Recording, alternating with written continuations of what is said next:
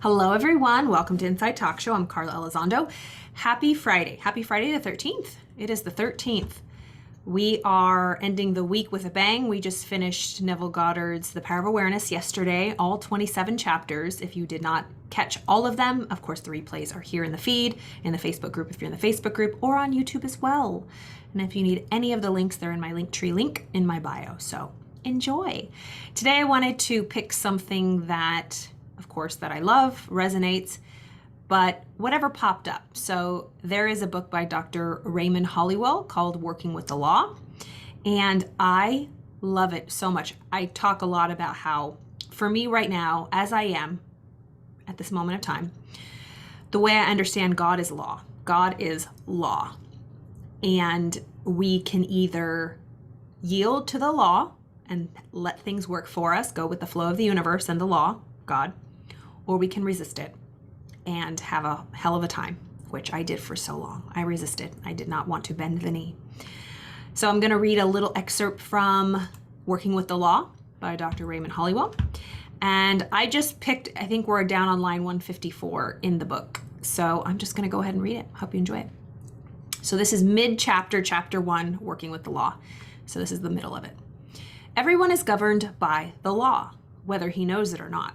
Possibly it is the same idea that some have concerning prayer. They think it is God's fault, will, or desire when they do not get the answer they seek.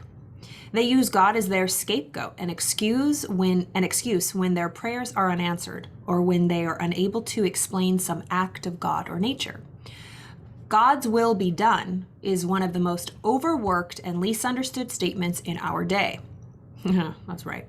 Some use the idea as a crutch to lean upon, when in reality it is a powerful bridge over which man may cross the deepest chasms and mysteries. It is man's failure if his prayers are unanswered. The creative law is ever ready to answer and cannot fail to respond when approached rightly and wisely. At the moment that man is able to contact and to realize the law, he will at once enjoy the benefits. It is the realization of the law in action that determines manifestation. An electrician, for example, does not pray and wait for the electric energy to make its mind to serve him. He learns firsthand the laws of conduction and transmission in order to know how to cooperate with the law that governs electric energy. After gaining this knowledge, he can go ahead and set up the machinery which provides the means to generate and direct the power. Then he can snap in a switch and operate giant machines, create heat, and set in motion countless other devices, or flood a room with light. He can do this not once or twice, but as many times as he chooses, so long as he does not disturb the mechanics or violate the law governing energy. The same principle holds true in all other sciences, including the science of the mind. There is a scientific way of thinking about everything, a true and right way that prevents the needless waste of mental energy and produces the desired results on all occasions. The law is the same for everyone all the time. Never changes, never fails. That's what's so beautiful about it. Okay. As explained, all things and events, all experiences and conditions of life are results, clearly. All results, however, will vary in quality and in quantity in accordance with the degree of knowledge possessed and in the measure of the mind's activity. The quality of the results produced by the individual thinker may be good, bad, or indifferent, as may be determined by conscious direction and choice, or lack of such, some results being harmonious and favorable, while others are discordant and unfavorable, or there may be a medley of the whole. It is absolutely essential to give intelligent direction to the creative powers of the mind to obtain the best and largest result in our particular sphere of active expression. In fact, it is highly important from the standpoint of usefulness and common duty that we should endeavor to understand the mind and its workings and learn how to cultivate the deep and to develop those processes of thinking that will give us mastery over life and its conditions. Y'all, I talk about it. Inside Talk Show, it's an inside job. If we learn how to move direct, consciously direct, learn how this magnificent machine works, we're unstoppable. But we are lured outside to get everything in order out here first, and then we think it'll bring us peace. No, that is ass backwards, and we always end up miserable because we're not really tapping into the power where it lies, which is here first. Then we see it out here. Order, order, not order, order. Thinking is a perpetual process. It is a creative function of life that is ever ongoing. We are engaged in it and are producing results of some kind every hour and day that we live, registering within ourselves the exact effects of all of our thinking. While we cannot stop thinking, we possess the supreme privilege of being able to determine the sorts of results it is desired to experience by regulating the form and quality of our thought. And that takes work. Remember, thinking. Not a lot of people think. What's the quote? Here we go. 2% of people actually think. 3% think they think. 95% of people would rather die than think. Okay, that's why we don't want to get quiet, because we're with our thoughts, and that's uncomfortable. How this is done, okay, so desired experience regulating the quality of our thought. How this is done in a simple and effective manner is explained throughout these lessons. Our main objective is to arouse the individual to think for himself or herself, to cultivate their own powers, and thereby to take the sure path of self-development and true culture. Hello, this is huge. So the main objective is to arouse the individual to think for themselves, not just echo and chirp and recite what other people say and think, to really sit with information and think about it, shutting out all the outside noise, all the outside opinions, all the other homework people have done to come to their conclusions and their philosophy of life. What's yours? You have a unique expression. So it's your duty to really do this, to do this work. So the main objective, to have us think for ourselves, cultivate our own powers, and thereby take the sure path of self-development, not other development. We can only develop ourselves. Other people just, first of all, it's no one else's business to develop me. And they couldn't if they tried. It's an illusion. I can only develop myself. The great self-evident fact, which cannot be too often repeated, is that when we change our thinking for the better, we automatically change our lives for the better. Modern psychology has conclusively demonstrated that a change of thought must precede every change in the life and in the affairs of man. Psychology becomes physiology. Psychology, the unseen, becomes the seen, the physiology. Everything is created in the unseen first, and then it's to the seen. What kind of results are we getting? So let's read that again. In the course of our studies, we have discovered that so modern psychology has conclusively demonstrated that a change of thought must precede every change in the life and in the affairs of a person. In the course of our studies, we have discovered that the more a mind is undeveloped, the more materialistic or lower its individual point of view, while the more developed the mind, the higher its individual point of view. It does not follow that because a person is worldly wise and has retained a large number of facts and experiences, such a one has a well-developed or highly evolved mind. Remember, we can have that intellectual mind all day long, have all the information, all the self-help books, all the books, read all the information, all the what school tells us. But the real mind is down here. Because you can have all that stuff in there and never really plant it to cultivate it. That's what they're talking about. On the contrary, that person who has all the book smarts, all the knowledge, all the degrees, that person may have an undeveloped mind and be largely dominated by their lower instincts. Narrowness of thought, limited views, prejudiced convictions, and materialistic opinions are signs of a lack of real development. Breadth of thought, wide and tolerant views, wholesome convictions, and expanding conceptions are signs of growth. Let's read that again. Breadth of thought, wide and tolerant views, wholesome convictions, and expanding conceptions are signs of growth. Growth is painful. It hurts to grow. We talked about that this morning.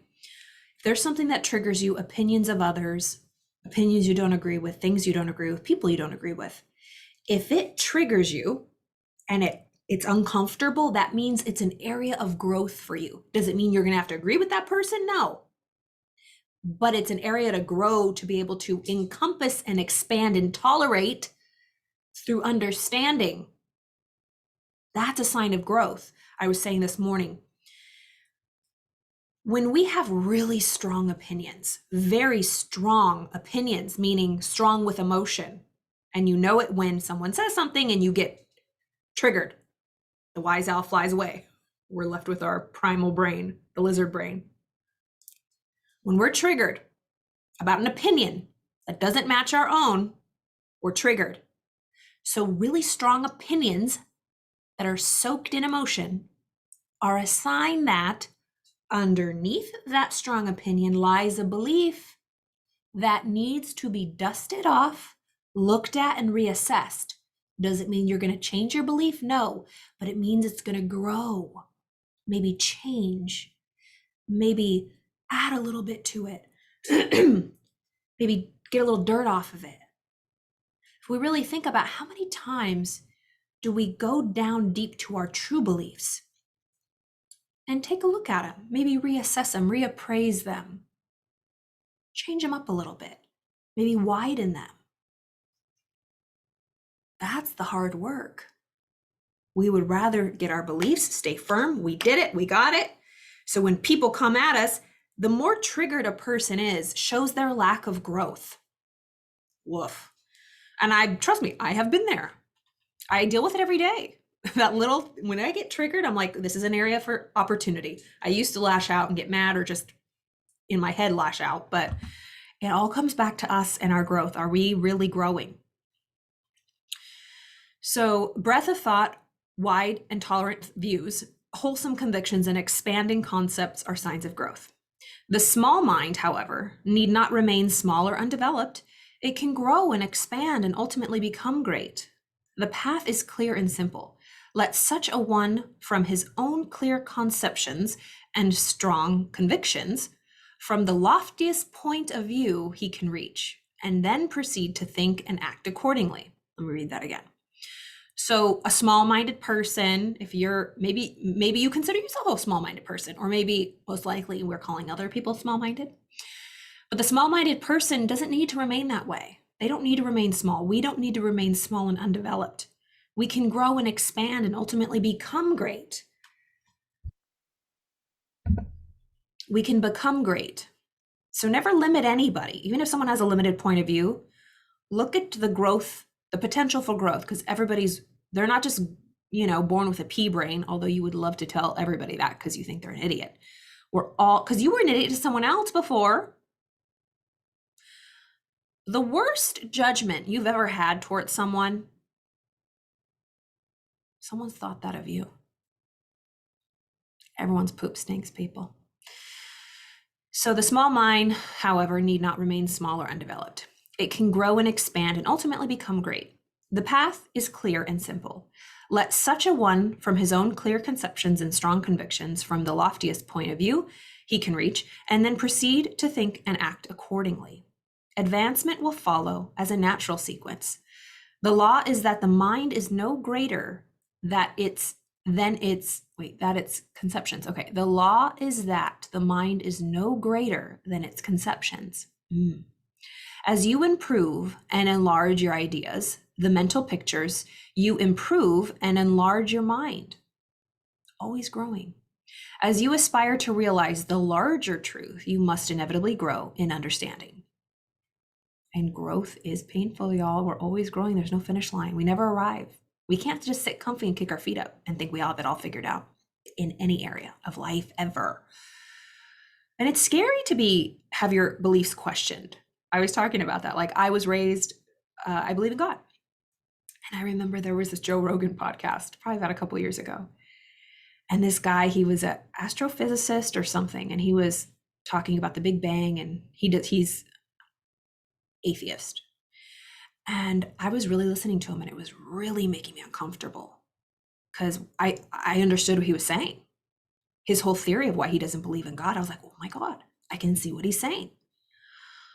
And it totally threw me off everything I ever thought I knew. It made me really uncomfortable.